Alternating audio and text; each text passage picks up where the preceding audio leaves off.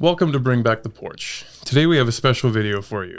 If you or anyone you know enjoys paranormal activity or anything like that, please go check out Miller's Emporium on Facebook for any upcoming tour dates. Link will be in the description. Thank you to Tamara for inviting us on the trolley. Enjoy the video. Okay, so tonight we're going to start with a ghost story that is going to be split into two parts, and that is about the Assiniboia. Does everybody know where the Assiniboia is? I think everybody does. And from what I understand, this story is just the tip of the iceberg about the stories from the Assiniboia. The Assiniboia was built in the early 1900s and was located across the street from its current location now. So it was where that Train Alberta building is. It used to be where the original Assiniboia was. It was a very classy hotel with beautiful rooms and a men's sports store and bowling alley just right inside the building. It also had a large foyer where, I quote, ladies of convenience could be found. Right here we have the Assiniboia that is currently standing, that is now being converted into condos. Now, like I said, this is where ladies of convenience could be found. So just to be clear, the Assiniboia was not a brothel, as there were already 3 of those in Medicine Hat at that time. The Assiniboia foyer is just where the ladies like to visit with the men. The original Assiniboia burnt down in the late 1940s, but greener pastures were right across the street. The Huckville block was directly across the street on the corner, and it was one of Medicine Hat's classiest buildings. And it soon became the new home of the Assiniboia Hotel that is now known as the Assiniboia Inn, and many other things. It is said that $1 million was spent on that renovation. But remember, this was in the 1940s, and $1 million then is not the same as $1 million today. It had a Chicago-style architecture that was slowly lost over time. It had a fancy little restaurant with a checkerboard floor, 9-foot ceilings, and black walnut paneling throughout the inside foyer. It had valet parking, bellhops, and a manually operated elevator. It also included a small bar and a lounge. The bar was a tavern, and it had a men's section and a ladies and escort section. That's right, ladies. Women were not allowed to enter the bar without a male as her escort. This part of the building has now been demolished and will become a new parking lot. Power to the ladies. In the basement was a banquet room that was attached to the restaurant, and this is where the first casino was in Medicine Hat. And eventually it evolved into Teaser's Strip Club. Is there anybody on board who's familiar with Teaser's Strip Club? Anybody at all? Don't be shy. Yes. Did you work there, ma'am? No. No. Would you like to give us a demo? No, I just went for the cheap drinks. The cheap drinks. So you're familiar with Teaser's Strip Club. No judgment, we promise. Now I know you're wondering how all of this relates to ghosts, but you see I had to share a bit of history before getting to the good stuff. I'm actually going to go back a little bit. We're going to drive by the Assiniboia again. As you can see, it's seen better days, but it actually is being worked on, and I've heard it's turning into condos, and they might have a little bit of a shopping center in the bottom. Anybody who does buy a condo from here is going to want to purchase some sage as well. I hear this building is very busy, and I hear more stories every time I get on this trolley. There is a building nearby that many of us frequent, sometimes more frequently than we would like. Some leave, some never do. But that's not the point of this eerie tale. See, the building that I'm referring to has an address where the first 3 digits are indeed 666. Yes, you heard me correctly, I said 666. And yes, it is a building that we all frequently visit. There have been many stories that have come to the surface regarding this property, but no one has been brave enough to reveal them. In fact, I had someone lined up to do an interview who used to work there, but the moment they agreed to the interview, strange things started happening to them, so they decided to decline in the end. But before we get into any of the stories, I'd like to talk about the number 666. To get some understanding of these bizarre numbers, we met with renowned numerologist Tamara Miller. And according to the numerology, this number means stop or halt. And does that mean you shouldn't enter the doors? Well, I guess that's up to you, because you may not have a choice. The simple fact is we all have to use this facility at some time in our life. But do keep in mind what the 666 means for you. Be aware of yourself, be aware of other energies in the building, and I'm sure you will remain safe. Walk in the doors with anger and resentment, and you are likely to receive that in return. There have been many stories about children being seen in the hallways, soldiers in the rooms, and other spirits who inhabit this building, but one in particular caught my attention. This story is short and sweet, but there is a plot twist. You see, this building has an elevator that has a tendency to take a small detour whenever it feels like it. Its traveler may request the floor that they need, but they should always be prepared to visit a different floor if the elevator chooses. A detour to the 6th floor. Any guesses where I'm speaking of? Anybody know? The hospital. Correct. So the 666 is a very interesting number. And I know I gave you guys your power days, but the next thing I'm going to give you is the number 666. It means stop or halt. It doesn't mean the devil's coming for your soul. It just means stop whatever it is that you're doing. So maybe you're driving, you're in your car and you happen to look in your rearview mirror and you spot your face and you think, oh my gosh, I look terrible. I should have never left the house like this. And then you look in front of you and there's a license plate that says whatever letters and then 666. That is stop the negative talk. I use 666 when I shop because when I get the total that has a 666 in it, it's like, okay, it's time to put my wallet away. I've used that a few times. Don't challenge that one because I tried it once for fun and it wasn't very fun. So don't challenge it, but do know that the 666 does not mean the devil's coming for you. It just means stop whatever it is that you're doing because it's not working. And it doesn't mean maybe think about stopping. It means stop, like stop it right now. So this is going to be our stop. Does anybody know where we are? It's a funeral home or a embalming place? No, this is actually belongs to the city of Medicine Hat. What most people don't know is the old hillside cemetery was quite large at one time. And I've heard other stories about the cemetery that I'm going to finalize and turn it into a tour. I need to make sure that that's accurate information. But the cemetery once spread all the way this way and all the way towards the skate park and up behind these buildings. But most people don't know that because we've always known it to be the little cemetery in the back over here. So this was the only story. I'm going to grab my book because I don't remember all the dates. This is the only story that I actually had to take a break while writing this script because this one kind of made my heart sink a little bit. So the first person to be buried in the old hillside cemetery was Colin McKay, who was buried in the Church of England section, and he died on March 1st, 1884. The last burial was George Cully on November 29th, 1922. On October 15th, 1947, the ashes of Marie Burden Redpath were laid to rest. But after this date, the cemetery was no longer used. Why, you ask? Why? Thank you. The continuous flooding of Seven Persons Creek. So the Old Hill Cemetery used to extend all the way around here, like I said before. But then after this flooding started, they started moving bodies to the New Hillside Cemetery, which is in the south end of the city. There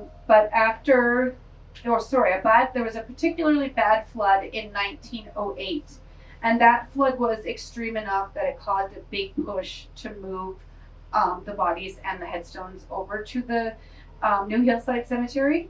And the reason for that was because it was such a flood that it caused erosion, which caused bodies in the graves to come out of the ground and float down Seven Persons Creek. So that was in 1908.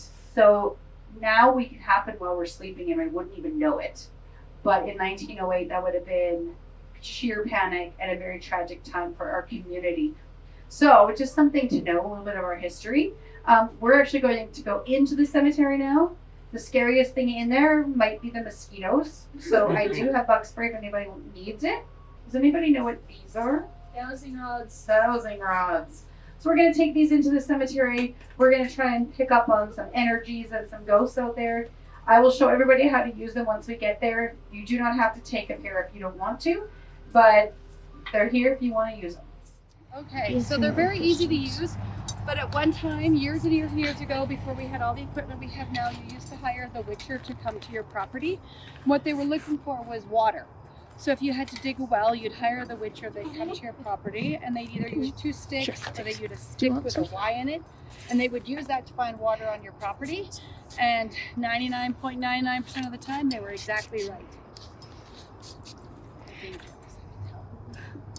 So what you do is you put them out in front of you, and they can detect energy. And yeah, they're very busy too. So they might cross, but you hold on to them not super tight. Some people have actually had the experience that they've become magnetic, which could be anything. I'm not saying it's ghost related, but it's kind of cool. And it always seems to happen like right kind of where you're standing, all the way there. Weird things happen there all the time with these. So if you're looking for something cool, hold them out in front of you. You can actually ask questions. If you actually want to ask questions to ghosts, you can. And you can ask in the form of saying, what is yes? And then the rods will move to show you what yes is. Or you can ask, and then you have to do the same thing for no. Or I've also seen people say, okay, if you are a boy ghost, go right. And if they go right, then you know that's a yes. I have seen these out here. I'm going to force it. I'm making this happen, but I've actually seen people doing this. Not in a while though, but I've definitely seen it. So anyway, we have about 10 minutes here for you guys to explore. When the time comes to go, I will ring this bell. Stop just like that. That's when it's time to go back to the trolley, because I almost forgot someone one time, so I want to make sure everybody makes it back. Okay. And if you have any questions, I will be around. Yeah. What's the gated off thing over there? You know what? These were the gates. I was told were for plots. So if people bought the whole plot for their family, that was the gate. There's a lot of children that are in here. I did ask the Esplanade in the archives about that, and she said that it was because it was an expense for the family to move the bodies, so a lot of them just moved headstones or didn't move them at all. Thank you. And so lots of the children were left, probably financial issues, but also there's a lot of unmarked graves because a lot of the stones went, but the bodies did not. So yeah. And we've never had anything super scary happen here. It's always been very mellow and very nice. So just watch out for 666.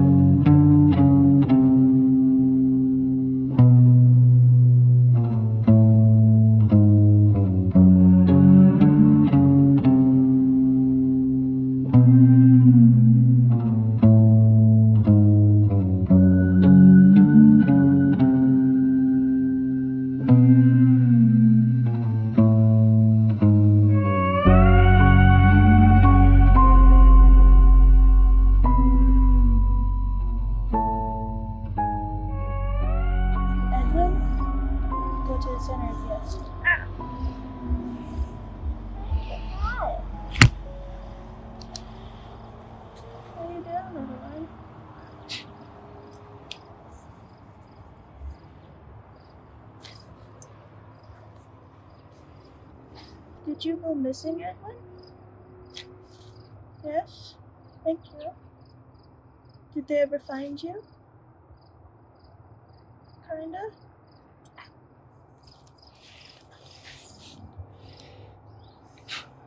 Were you out playing? No?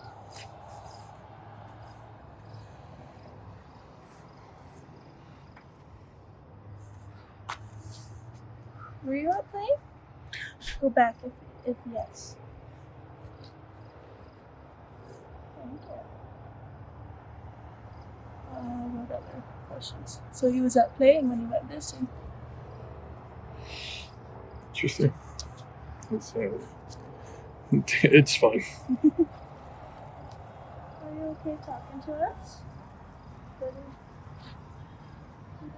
Oh, thank you. Mm-hmm. Okay, well, you have to go. There you go. Thank you, Edwin. So the other thing about this river that a lot of hatters don't know about is it used to have a supposed river monster. So I actually found a couple of articles about the river monster. One was from June 6, 1949, where there had been yet another sighting of the apparent river monster, and it was described as being 2 feet wide, at least 8 feet long, and moved at a speed of about 15 miles per hour. Now, this wasn't the only sighting of the creature. A woman was walking her dogs here in Strathcona Park, and she stopped by to let them play by the water. And when she did, she claimed that the giant river monster arose from the waters, attacking her dogs. So, any ideas what the river monster what it might actually be? A giant bull snake. A bull snake? No, it came from under the water, but that's a really good guess. Because bull snakes swim. Sturgeon. So that's what I thought. I thought for sure that's just a sturgeon. But my boss at Police Boy pointed out to me that sturgeons are bottom feeders, not surface feeders. So they actually go on the bottom of the river. They do jump though.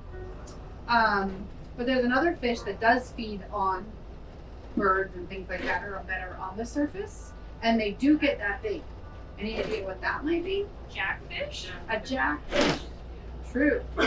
Jackfish. So now, my theory on that was if it was 8 feet long and that wide and that fast, it must have been a very big fish. But I was always told that, because I lived in Nipwood, Saskatchewan for a while, and I was always told that the reason why the fish were so big there was because the river was very deep and the river was also very, very cold there. So that's why they got so big. So maybe it's a river monster after all.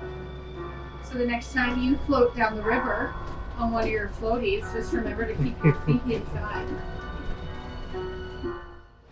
So this is the final story of the night, and it's one of Medicine Hat's oldest ghost stories. Has anybody heard the story of the Phantom Train? Yes. Yeah. Who? The ghost train. The ghost train? Okay. So it was the summer. You know what? I'm going to do this differently. I'm going to usually save this part to the end, but I've had a couple of CP employees on the trolley tours, and they say that to this very day they still see the Phantom Train.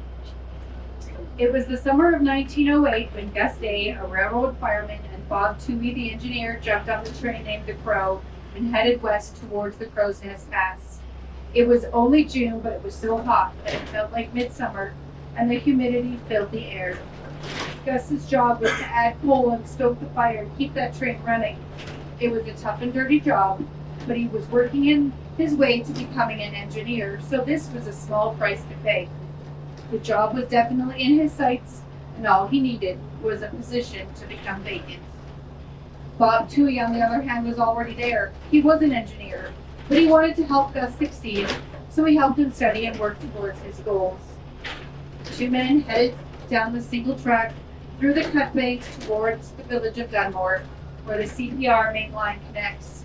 Now, whether you were coming in or out of the hack, you would travel this lonely line, hoping that the operator had done his job and that two trains, one inbound and one outbound, were not riding the rails at the same time. The two men traveled through the cut banks, left and right through the river, and while Gus stoked the fire. It was so hot and humid that he stuck his head out the window just for a moment to get a breath of fresh air. He froze in fear when he saw the light of another train coming towards them. Seconds away from colliding, Gus became white as a ghost, but managed to yell at Toohey to hit the brakes. Toohey reached for the brakes, and the two men prepared to jump. What happened next was jaw-dropping. The oncoming train suddenly split from the track, the only track, and it glided through the air on the right side. The men watched as the coach passed by, and as the crew waved as it continued down the non-existent tracks. A hollow, mournful whistle filled the night air. A week later, Gus took a new assignment as a fireman on the day train, known as the Spokane Flyer. It was a longer haul, but more money, and it was one step closer to becoming an engineer. All he needed was a position to become vacant. This train would depart right after the Crow came in. It would couple up with the cars in Dunmore and make a round trip through Washington State. Gus was thankful for the trip and the light of day as he remembered the Western train from lonely nights before. Bob Toohey, on the other hand, was not doing so well. The two men had bumped into each other days before And after a short chat about the lives, the weather, and anything else but the train, Chewie asked Gus if he saw the ghost train. It was hard to miss, he replied. Chewie said that he couldn't stop thinking about it, and that he had been to see a reader who reads palms and trees and such. She told him that death would get him before the first of the month. He told Gus he was going to take some time off for the next few days in an attempt to cheat death. The end of the month came and went, and death did not make an appearance. It was now the beginning of July, and memories of the phantom train had faded away like the days of summer. And now Gus wasn't even sure he saw that train at all. In the weeks ahead, he made multiple trips to Dunmore with no signs of the ghost train. Chewie was back to work, once again assigned to the Crow. All was well, and things finally seemed to be getting back to normal. On July 6th, Gus was aboard the Crow alongside engineer Jim Nicholson, heading towards the Dunmore Junction.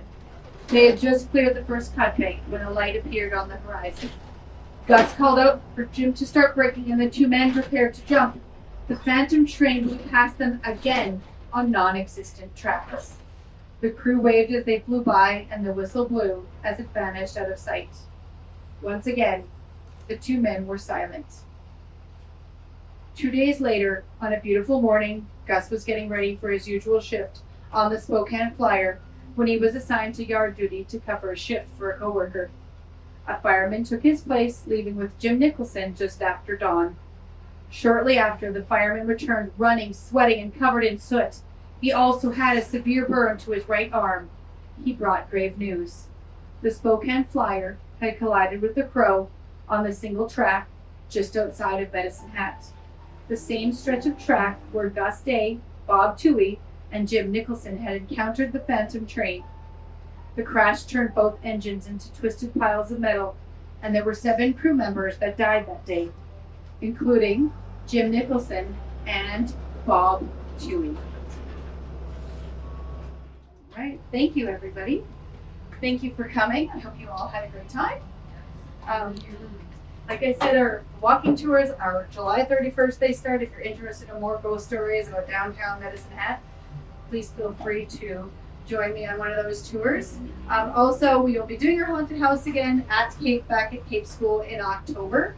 And one last thing is, if you're interested in paranormal investigating at all, we will be doing some investigations towards the end of August into September. So if you're really ghosty, we're doing lots of ghosty things. Thank you so much, everybody. Thank you. Thank you. Have a good night.